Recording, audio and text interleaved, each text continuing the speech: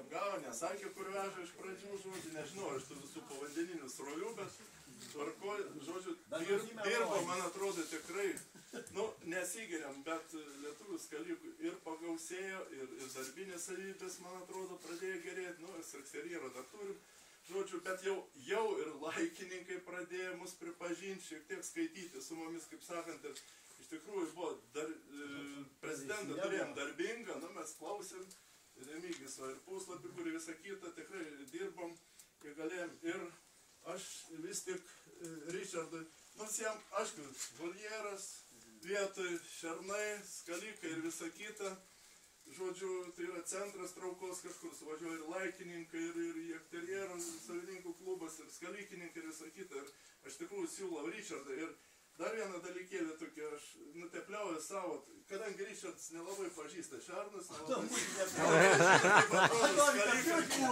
nupiešėm tokį savo gamybos paveikslėlį, o norėčiau teikti už tą visą.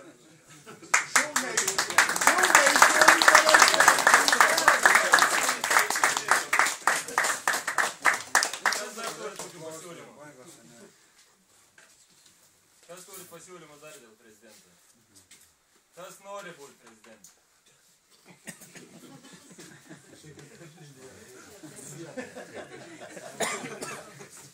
Gerai, kas balsuoja už naująjį prezidentą Ričardą Barzdenį? Kas prieš?